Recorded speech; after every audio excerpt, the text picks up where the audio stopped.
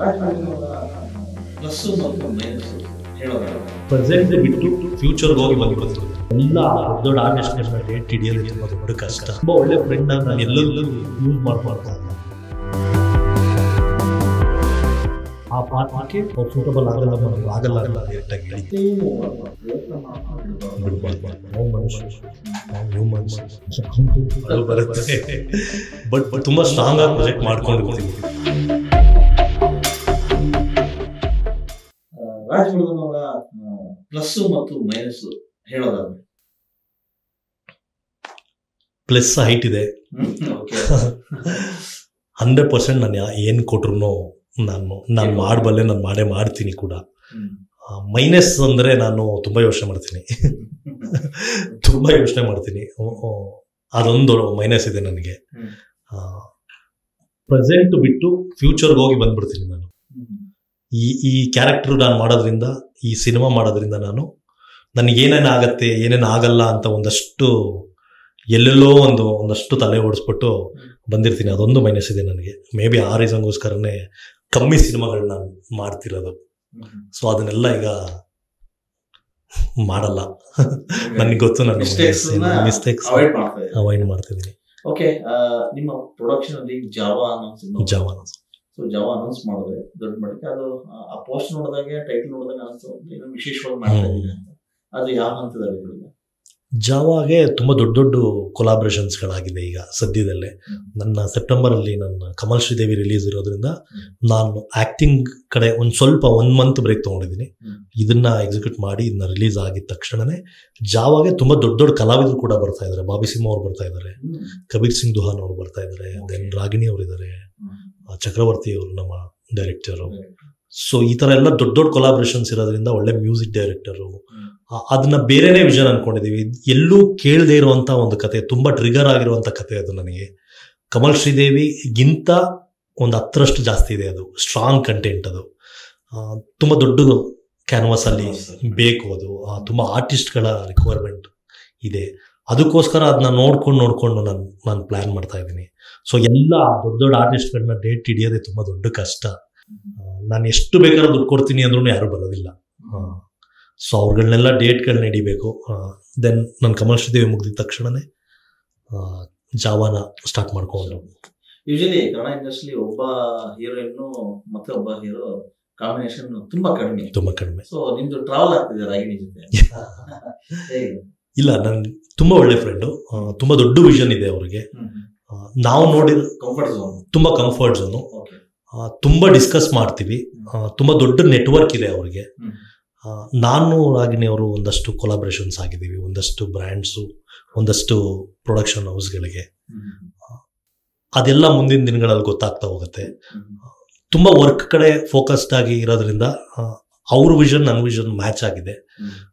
ಅದಕ್ಕೋಸ್ಕರನೇ ಅಂದರೆ ನಾನು ಏನು ಹೇಳ್ತೀನಿ ಅಂದರೆ, ತುಂಬ ಒಳ್ಳೆ ಫ್ರೆಂಡ್ನ ನಾನು ಎಲ್ಲದಕ್ಕೂ ಯೂಸ್ ಮಾಡ್ಕೊಳಕ್ಕಾಗಲಿಲ್ಲ.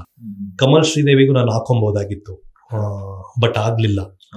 ನನಗೆ ಆ ಪಾತ್ರಕ್ಕೆ ಅವ್ರು ಸೂಟಬಲ್ ಆಗಲ್ಲಮ್ಮ, ನೀವು ಆಗಲ್ಲ ಅಂತ ನಾನು ಡೈರೆಕ್ಟಾಗಿ ಹೇಳಿದ್ದೆ.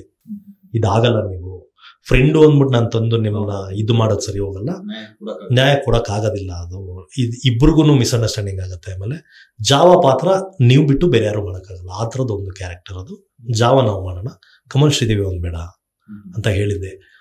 ಸೊ ಅವರು ತುಂಬ ಜವಾಬ್ದಾರಿಯಿಂದ ಕೆಲಸ ಮಾಡ್ತಿದ್ದಾರೆ, ತುಂಬ ದೊಡ್ಡ ವಿಷನ್ ಇಟ್ಕೊಂಡು ಕೆಲಸ ಮಾಡ್ತಿದ್ದೀವಿ. ಹಾಗಾಗಿ ಈ ಜರ್ನಿ ಕಂಟಿನ್ಯೂ ಆಗ್ತಾ ಹೋಗ್ತಿದೆ. ಹಾಗಾಗಿ ಒಂದೊಂದು ಮಾತು ಹೇಳ್ತಿರ್ತೀವಿ, ಎಷ್ಟೇ ನೋವಾದ್ರು ಪ್ರಯತ್ನ ಮಾತ್ರ ಬಿಡಬಾರ್ದು. ನಿಮ್ಗೆ ಅಷ್ಟೊಂದು ನೋವಾಗಿದೆಯಾ? ಖಂಡಿತವಾಗ್ಲೂ ಆಗಿದೆ ಸರ್. ನಾವು ಮನುಷ್ಯರು, ನಾವು ಹ್ಯೂಮನ್ಸು, ನಾವು ಅಳು ಬರುತ್ತೆ. ಬಟ್ ತುಂಬಾ ಸ್ಟ್ರಾಂಗ್ ಆಗಿ ಪ್ರೊಜೆಕ್ಟ್ ಮಾಡ್ಕೊಂಡಿರ್ತೀವಿ. ಸಮ್ಟೈಮ್ಸ್ ಯಾರನ್ನೋ ನಂಬಿ ಒಂದು ಜರ್ನಿ ಕಂಟಿನ್ಯೂ ಮಾಡ್ತಾ ಇರ್ತೀವಿ. ಅವ್ರು ಮೋಸ ಮಾಡಿದಾಗ ಒಂದಷ್ಟು ಹರ್ಟ್ ಆಗತ್ತೆ. ಗೊತ್ತಿಲ್ಲ, ಇಲ್ಲಿ ನಾನು ಆಗ್ಲೇ ಹೇಳ್ದಾಗ್ಲೇ ನಿಮ್ಗೆ ಯಾರೇ ಬರೋದು ನಮ್ಗೆ ಒಂದು ಒಳ್ಳೇದ್ ಮಾಡ್ತಾರೆ, ಇಲ್ಲ ಒಂದು ಕೆಟ್ಟದ್ ಮಾಡ್ತಾರೆ. ನಮ್ಗೆ ಕೆಟ್ಟದ್ ಮಾಡಿರೋರೇ ಜಾಸ್ತಿ. ಸೊ ಹಾಗಾಗಿ ಸಮ್ಟೈಮ್ಸ್ ಹರ್ಟ್ ಆಗತ್ತೆ. ಕೆಟ್ಟದ್ ಮಾಡಿರೋರು ಇಂಡಸ್ಟ್ರಿ ಅವ್ರು ಇನ್ಯಾರು ಮಾಡೋಕ್ಕಾಗತ್ತೆ? ನಮ್ಗೇನು ಪೊಲಿಟಿಷಿಯನ್ಸ್ ಮಾಡೋಕ್ಕಾಗತ್ತ, ಕ್ರಿಕೆಟ್ ಪ್ಲೇಯರ್ಸ್ ಮಾಡೋಕ್ಕಾಗತ್ತ? ಇಂಡಸ್ಟ್ರಿ ಅವರೇ ಮಾಡೋದು, ಜೊತೆಲಿರೋರೇ ಮಾಡೋದು. ಅದು ಅದೇ ಈ ಮಾತಿಗೆ ಒಂದು ಮಾತು ಅವಾಗ ಈ ಜೊತೆ ಇದ್ದರೆ ಚೂರಿ ಹಾಕ್ಬಿಡ್ತಾರಪ್ಪ, ಆ ತರದ ಘಟನೆಗಳು ಎವ್ರಿ ಡೇ ಆಗುತ್ತೆ ಸರ್. ಎವ್ರಿ ಡೇ ಆಗುತ್ತೆ. ನೀವೊಂದು ಜರ್ನಿಗೆ ಹೊರಟಿದ್ದೀರಾ ಅಂದ್ರೆ ಅದು ಯಾರಿಗೂ ಇಷ್ಟ ಇರೋದಿಲ್ಲ. ಒಂದು ಎಲ್ಲರೂ ತಿಳ್ಕೊಬೇಕು, ನಾವು ಬೆಳೆಯೋದು ನನ್ನ ಪಕ್ಕದಲ್ಲಿರೋನ್ಗೂ ಇಷ್ಟ ಇರಲ್ಲ. ಅದು ಸುಮ್ಮನೆ ಚೆನ್ನಾಗಿ ಮಾತಾಡ್ತಾರೆ ಹೊರತು ಒಳಗಡೆ ಒಂದು ಇರತ್ತೆ, ಜಲಸ್ ಅನ್ನೋದಿರತ್ತೆ. ಇವನಿಗೆ ಹೆಂಗೆ ನಾನು ಪ್ರೊಡಕ್ಷನ್ ಮಾಡ್ತೀನಿ ಅಂದಾಗ ಯಾರ್ದೋ ಮಿನಿಸ್ಟ್ರು ದುಡ್ಡು ತಂದ್ಬಿಟ್ಟಿದ್ದಾನೆ, ಯಾರ್ದೋ ಏನೋ ಮಾಡ್ಬಿಟ್ಟಿದ್ದಾನೆ, ಇವನ್ಗೆ ಎಲ್ಲಿಂದ ಬಂದ್ಬಿಡತ್ತೆ ದುಡ್ಡು. ಇದೆಲ್ಲ ಮಾತು ಕೇಳಿದೀನಿ ನಾನು, ಎಲ್ಲ ಕೇಳಿಸ್ಕೊಂಡಿದ್ದೀನಿ. ಎಲ್ಲ ಆ ತರ ಎಲ್ಲ ಬರುತ್ತೆ. ಸೊ ಪ್ರತಿಯೊಂದು ಹಂತದಲ್ಲೂ ನಾನು ಎಷ್ಟು ಕಷ್ಟಪಟ್ಟಿರ್ತೀನಿ ಅದು ನನಗೆ ಮಾತ್ರ ಗೊತ್ತಿರುತ್ತೆ.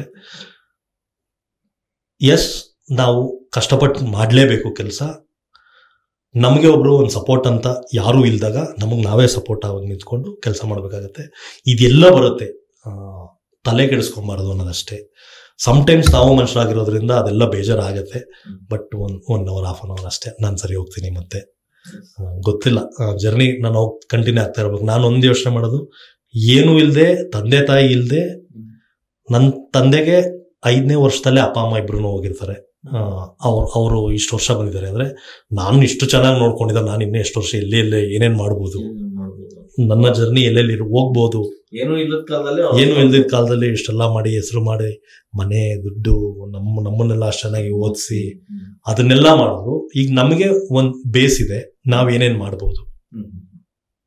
ಸೊ ಅದನ್ನ ಮಾತ್ರ ನಾನು ತಲೆಯಲ್ಲಿ ಇಟ್ಕೊಂಡು ನಾನು ಕೆಲಸ ಮಾಡ್ತಾ ಇರ್ತೇನೆ. ಅಂದ್ರೆ ಈಗ ಪ್ರೊಡಕ್ಷನ್ ಜೊತೆಗೆ ಆಕ್ಟಿಂಗ್ ಮಾಡ್ತಾ ಹೋಗ್ತೀರಾ? ಇಲ್ಲ, ಖಂಡಿತ ಆಕ್ಟಿಂಗ್ ನನ್ನ ಫಸ್ಟ್ ಪ್ರಿಫರೆನ್ಸ್ ಆಕ್ಟಿಂಗ್ಗೆ. ಒಳ್ಳೆ ಪಾತ್ರಗಳು ಬರ್ತಿಲ್ಲ ಅನ್ನೋ ರೀಸನ್ಗೋಸ್ಕರನೇ ನಾನು ಪ್ರೊಡಕ್ಷನ್ ಅಂತ ತಗೊಂಡು ಒಳ್ಳೆ ಕಥೆಗಳನ್ನ ಸೆಲೆಕ್ಟ್ ಮಾಡಿ, ಈಗ ನನಗೆ ನನ್ನ ಪೊಸಿಷನ್ ನಾನು ಒಂದು ಕತೆ ಸೆಲೆಕ್ಟ್ ಮಾಡಬಹುದಪ್ಪ ಅನ್ನೋ ತರದ್ದು ಒಂದು ಮಾಡ್ಕೊಂಡಿದೀನಿ. ಬಿಫೋರ್ ಏನಾಗ್ತಿತ್ತು ಅಂದ್ರೆ ಕತೆಗಳು ಸೆಲೆಕ್ಟ್ ಮಾಡಕ್ ಆಗ್ತಿರ್ಲಿಲ್ಲ. ಸೊ ಆ ಪೊಸಿಷನ್ ಒಂದು ಕತೆ ಸೆಲೆಕ್ಟ್ ಮಾಡಬಹುದು. ನನ್ನ ಹತ್ರನೇ ಒಂದಷ್ಟು ಟೀಮ್ ಇದೆ, ಕ್ಯಾಮ್ರಾಮನ್ ಇಂದ ಹಿಡಿದು ಕಂಪ್ಲೀಟ್ ಟೀಮ್ ಇದೆ, ಮ್ಯೂಸಿಕ್ ಇಂದ ಹಿಡಿದು ಎಲ್ಲದೇ. ಒಂದು ಸಿನಿಮಾ ರೆಡಿಯಾಗಿ ಸೆನ್ಸಾರ್ ಆಗಿ ಥಿಯೇಟರ್ಗೆ ಬರೋಕ್ಕೆ ಏನೇನು ಬೇಕೋ ಅದೆಲ್ಲ ನನ್ನ ಹತ್ರನೇ ಇದೆ. ಸೊ ನಮ್ಮ ಟೀಮಲ್ಲಿ ನಾವು ಕೆಲಸಗಳು ಮಾಡಿಕೊಂಡು, ಅದಕ್ಕೆ ಹೇಳೋದು, ನಾನು ಸಿನಿಮಾ ಮಾಡ್ತಿದ್ರು ಬೇರೆಯವ್ರಿಗೂ ನಾನು ಸಿನಿಮಾ ಮಾಡ್ತೀನಿ ಅನ್ನೋದು. ಎಲ್ಲೋ ಒಂದ್ ಕಡೆ ನಾವು 1 ವರ್ಷ ಕಳೆದೋಗ್ಬಿಟ್ಟಿರ್ತೀವಿ. ಬಟ್ ಆ ಟೈಮಲ್ಲಿ ಆಕ್ಟ್ ಮಾಡೋದು ನಾವು ಒಂದು 60 days ಮಾತ್ರ. ಆ ಗ್ಯಾಪಲ್ಲಿ ನಾವು ಬೇರೆಯವ್ರಿಗೂ ಮಾಡ್ಬೋದು. ನನ್ನ ಟೆಕ್ನಿಷಿಯನ್ಸ್ಗಳು ಟರ್ನ್ ಓವರ್ ಆಗ್ತಾ ಇರುತ್ತೆ. ಕ್ಯಾಮ್ರಾಮನ್ ಒಂದು 60 days ಮಾಡಿಬಿಟ್ಟು ಸುಮ್ಮನೆ ಕೂತ್ಕೊಳಕ್ಕಾಗಲ್ವಲ್ಲ, ಅವರು ಇನ್ನೊಂದು ಸಿನಿಮಾ ಮಾಡಬೇಕು. ನಾನು ಅದಕ್ಕೆ ಶಾರ್ಟ್ ಫಿಲಿಮ್ ಕೂಡ ಮಾಡ್ತೀನಿ, ಸಿನಿಮಾನು ಮಾಡ್ತೀನಿ, ಎಲ್ಲನೂ ಮಾಡ್ತೀನಿ, ಕಂಟೆಂಟು ಮಾಡ್ತೀವಿ. ಬಡವ್ರ ಮಕ್ಕಳು ಬೆಳಿಬೇಕಪ್ಪ, ಬಡವ್ರ ಮಕ್ಕಳನ್ನ ಬೆಳೆಸೋದಕ್ಕೆ ನೀವು ಹೊರಟಿದ್ದೀರಿ. ಏನಿಲ್ಲ ಸರ್, ನಾವು ಬಡವ್ರ ಮಕ್ಕಳೇ, ಬಡ ಕಲಾವಿದರ ಮಕ್ಕಳು. 100%. ಆದ್ರೆ ಪ್ರೊಡಕ್ಷನ್ ಮಾಡೋದಿದೆಯಲ್ಲ, ಅದು ತುಂಬಾ ದೊಡ್ಡ ವಿಷಯ, ತುಂಬಾ ಖುಷಿ ಕೊಡುತ್ತೆ. ಅದು ನಿಮ್ಮ ಜರ್ನಿ ಇನ್ನೂ ಒಂದು ದೊಡ್ಡ ಮಟ್ಟಕ್ಕೆ ಹೋಗ್ಲಿ, ಅದರಲ್ಲೊಂದು ಯಶಸ್ವಿ ಸಿಗ್ಲಿ ಅಂತ ಹಾರೈಸ್ತೀನಿ. ತುಂಬಾ ದಪ್ಪ ಇದ್ದೀರಾ, ಅದರಲ್ಲೂ ಯಾವುದೇ ಸೈಡ್ ಎಫೆಕ್ಟ್ ಇಂದ ಸಣ್ಣ ಆಗ್ಬೇಕಾ? ಎಷ್ಟೋ ಜನ ಹೇಳ್ತಾ ಇದ್ರಿ, ಸರ್ ನಾನು ಜಿಮ್ಗೆ ಹೋಗ್ತಾ ಇದ್ದೀನಿ ಆದ್ರೂ ಸಣ್ಣ ಆಗ್ತಾ ಇಲ್ಲ ಸರ್, ವರ್ಕೌಟ್ ಮಾಡ್ತಾ ಇದ್ದೀನಿ ಆದ್ರೂ ಸಣ್ಣ ಆಗ್ತಾ ಇಲ್ಲ ಅಂತ ಹೇಳ್ತಾ ಇದ್ರಲ್ಲ. 100% ಯಾವ ಜಿಮ್ಗೂ ಹೋಗ್ದಂಗೆ ವರ್ಕೌಟು ಮಾಡ್ದಂಗೆ ನೀವು ಸಣ್ಣ ಆಗ್ಬೋದು. ಪ್ರತಿದಿನ ಬೆಳಿಗ್ಗೆ ಸಂಜೆ 2 ಟೈಮ್ ನಮ್ಮ ಜೀನಿ ಸ್ಲಿಮ್ ನ ಯೂಸ್ ಮಾಡಿ ಯಾವುದೇ ಸೈಡ್ ಎಫೆಕ್ಟ್ ಇಲ್ದಂಗೆ ನೀವು ಸಣ್ಣ ಆಗ್ತೀರಾ. ಯಾಕೆಂದ್ರೆ ಜೀನಿ ಸ್ಲಿಮ್ ಒಂದು ಉತ್ತಮ ಆಹಾರ.